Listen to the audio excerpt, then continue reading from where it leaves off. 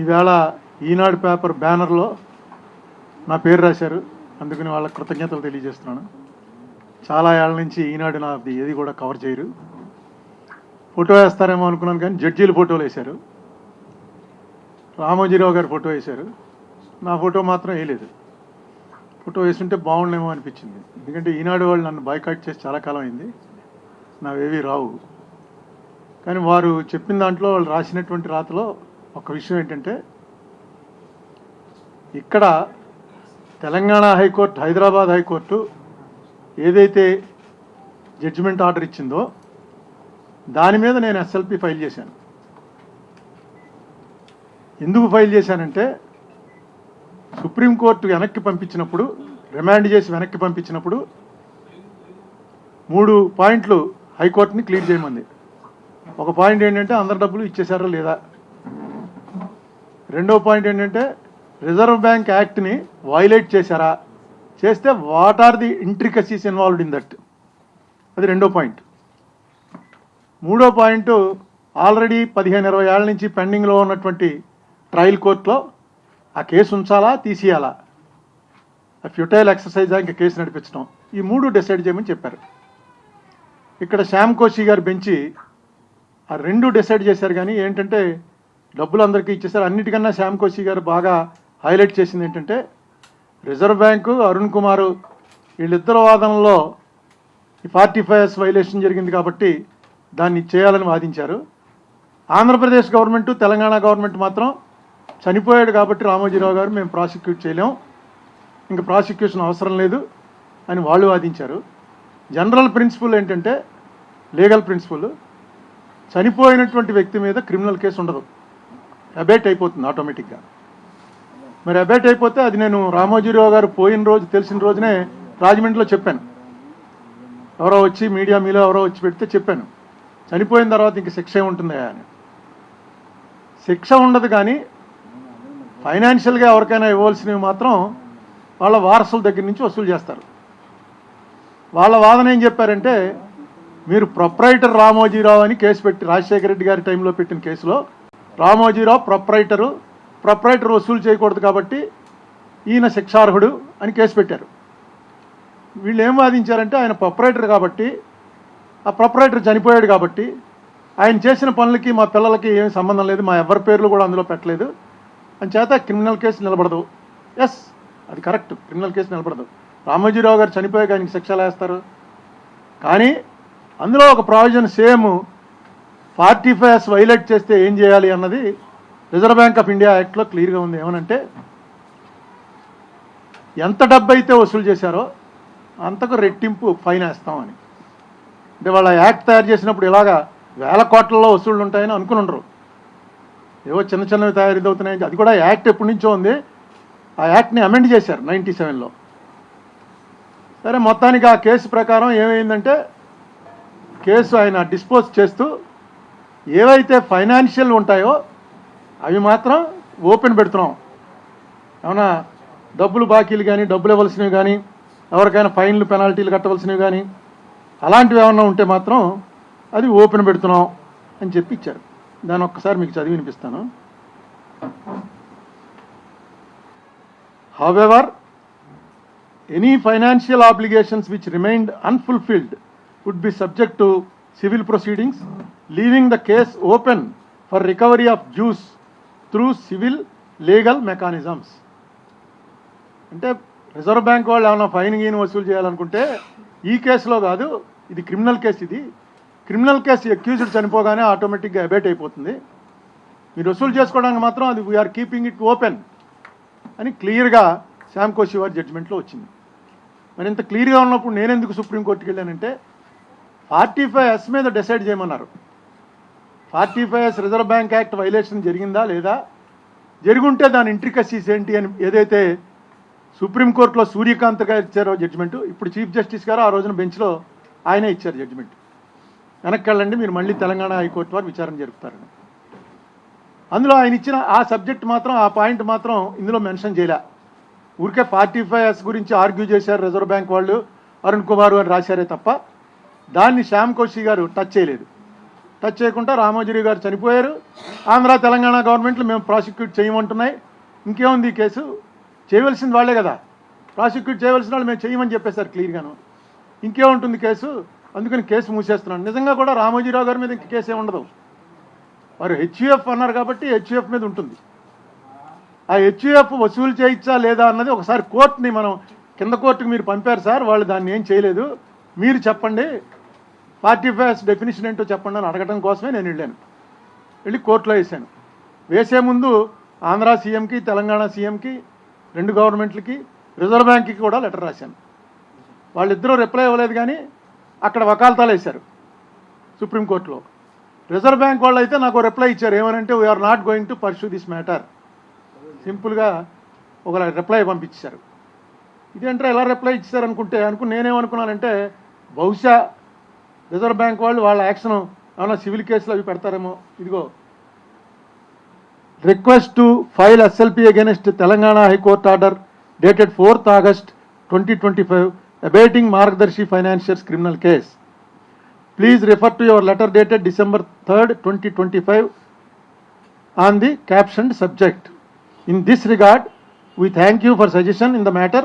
However, it is informed that Reserve Bank of India has decided not to pursue the matter further. అని వాళ్ళ letter head మీద వాళ్ళ manager గారు సంతకం పెట్టి పంపించారు. అందుకే వాళ్ళు వకాలతో కూడా వేయలేదు అక్కడ. సరే, నేనేమనుకున్నానంటే కోర్టు డిసైడ్ చేయాలి, కోర్టు డిసైడ్ చేస్తుంది అని. నేను ఇప్పటి వరకు నా కేసులు ఏవైనా సరే నేనే ఆర్గ్యూ చేసుకుంటున్నాను. పార్టీని పర్సనల్లీ నేనే ఆర్గ్యూ చేసుకుంటున్నాను. కొంచెం నాకు ఏప్రిల్లో కొద్దిగా ఇబ్బంది వచ్చింది, అనారోగ్యం వచ్చింది, కొంచెం హాస్పిటలైజ్ అవ్వాల్సి వచ్చింది. దాంతో నేను రావట్లేదని చెప్పి మా అల్లంకి రమేష్కి చెప్తే సీనియర్ అడ్వకేట్ ఎవరినో పెట్టారు. అంటే పెద్ద పెద్ద సీనియర్ అడ్వకేట్ని పెట్టుకోగలిగినటువంటి ఆర్థిక స్తోమత నాకు లేదు. నాకు ఉన్నంతలో ఒక మంచి అతను, బాగా చేశాడు, మంచి కేసులు చేశాడు ఆయన పేరు పరమేశ్వరన్. ఆయన పెట్టారు. పెడితే నిన్న జరిగింది ఏంటంటే, జడ్జి గారు రావటమే కేసు కొట్టేయాలనుకుని వచ్చారు, కొట్టేశారు. దానికి కారణం ఏంటంటే, అసలు ఈ అరుణ్ కుమార్ అన్నవాడికి దీంతో ఏంటి సంబంధం? ఏం సంబంధం లేదు. వాళ్ళేమో డబ్బులన్నీ ఇచ్చేసామంటున్నారు. చచ్చిపోయిన వాడి మీద ఇంకా కేసు ఏంటి అని కొట్టేశారు.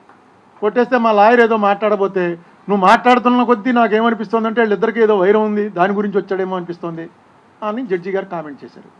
చేయగానే ఇంకా ఈ లాయర్ గారు ఊరుకున్నారు. ఎందుకంటే లాయర్లు వాళ్ళు రోజు జడ్జీలను కలుస్తూ ఉండాలి, వాళ్ళతో వాగ్యుద్ధం పెట్టుకుంటే మిగతా కేసుల్లో కూడా ఇతను కొంచెం ట్రబుల్ మేకర్ రా అనుకుంటారు. అందుకని వాళ్ళు చాలా సంయమనం పాటిస్తారు. నేను పార్టీని పర్సన్గా వెళ్ళుంటే డెఫినెట్గా అడుగుదును, ఎందుకంటే నాకు అక్కడ పోయేదేం లేదు. నేను సార్ మాది ఒక్క నిమిషం వినండి సార్, ఫైల్ పారేసే ముందు ఒక్క నిమిషం నన్ను వినండి అని. ఇంతకుముందు అలా చేశాను, పారేసే ఫైల్ పట్టుకుని మళ్ళీ విన్నారు కూడా. సో దీంట్లో క్రిమినల్ అనేది ఏమీ లేదు, ఎందుకంటే రామోజీరావు గారి మరణం అయిపోయింది, కాలం చేశారు ఆయన. అందుకని ఇంకా క్రిమినల్ అనేది ఏముండదు. సివిల్ అనేది ఇప్పుడు రిజర్వ్ బ్యాంక్ వాళ్ళు, ఆ రిజర్వ్ బ్యాంక్ వాళ్ళు ఎలాగా చేస్తానంటున్నారు, ఏం ఇన్ఫ్లుయెన్స్ చేసి ఆపుతారో. ఎక్కడో చోట కోర్టు చేత ఒక డెఫినేషన్ ఇప్పించుకోవాలి, ఎక్కడో చోట ఒక డెఫినేషన్ ఇప్పించుకోవాలనే నేను కోర్టుకు వెళ్ళాను. కానీ నాకు తెలియని విషయం, నాకు తర్వాత తెలిసిన విషయం ఏంటంటే, ఫిబ్రవరిలోనే రాజ్యసభలో క్వశ్చన్ వేశారు. ఎవరు? వైవి సుబ్బారెడ్డి గారని వైసీపీ పార్టీకి చెందినటువంటి రాజ్యసభ ఎంపీ. ఆయన ఒక క్వశ్చన్ వేశాడు. ఏమని వేశాడంటే, the status of Hindu undivided family in the context of income tax and legal position, whether HUFs are permitted to collect money in the form of deposits or otherwise, whether HUF can be formed as a chit fund company, NBFC, and collect money from people. If so, who is going to protect such money of common people? The role of RBI has in advanced cases as whether there have been any instances of chit fund companies or NBFCs collecting money from people with RBI permission, and if so, details thereof. ఒక question వేసాడు ఆయన. ఇది ఎప్పుడు దీనికి answer వచ్చింది? ఫిబ్రవరి 2nd అనుకుంటానండి, Tuesday February 3rd వచ్చింది ఇది. దానికి ఆన్సర్ క్లియర్గా ఏమి ఇచ్చారంటే, under the provisions of income tax act 1961, a Hindu undivided family HUF is recognised as a distinct assessable unit for the limited purposes of taxation.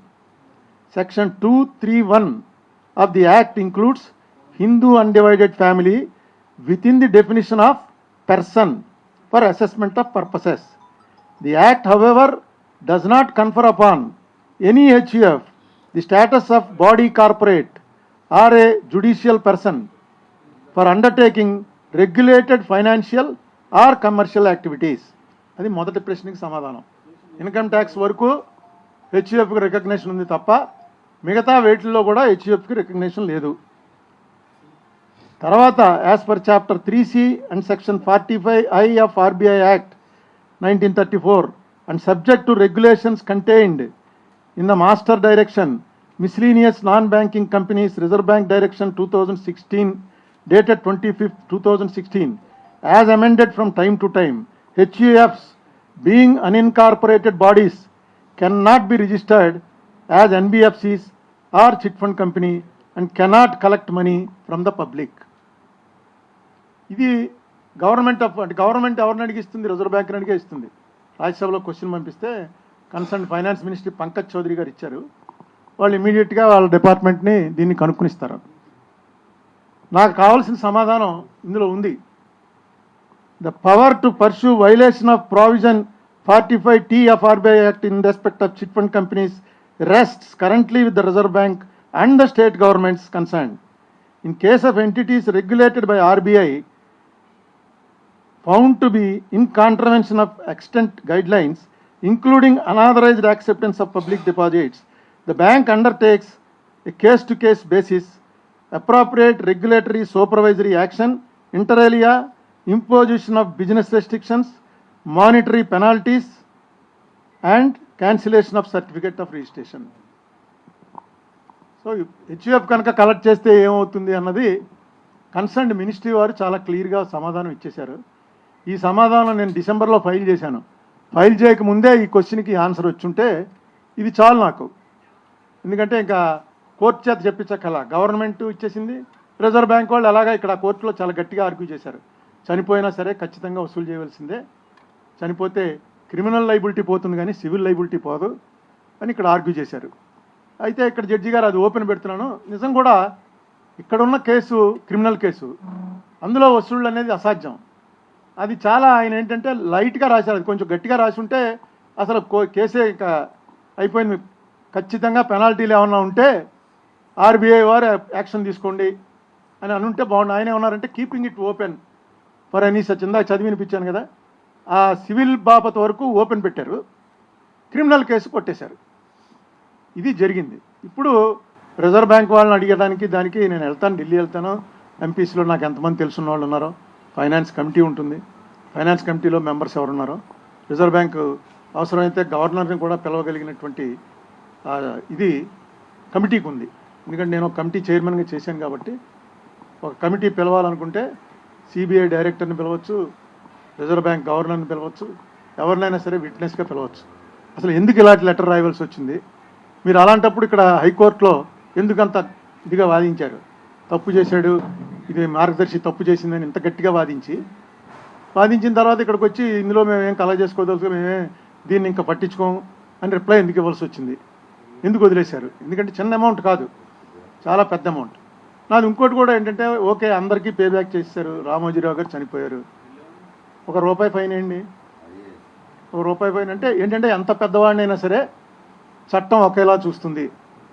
వేసి ఇంక ముందు ఎవరో చేయకూడదు. 45S ప్రకారం any unincorporated body should not collect. Unincorporated అంటే మీకు తెలుసు కదా, లిమిటెడ్ కంపెనీ అయితేనే దానికి ఎలిజిబిలిటీ ఉంది. ఎందుకంటే లిమిటెడ్ కంపెనీ ఫస్ట్ రిజిస్ట్రార్ తోటి రిజిస్టర్ చేసుకోవాలి, రిజర్వ్ బ్యాంక్ దగ్గర పర్మిషన్ తీసుకోవాలి, ప్రతి 3 నెలలకి ఇప్పుడు కోఆపరేటివ్ బ్యాంకులు అన్నీ అంతే, 3 నెలలకో 6 నెలలకో పంపుతూ ఉన్నారు, సివిల్ స్కోరింగ్ చూస్తుంటారు, అన్నీ చూస్తారు.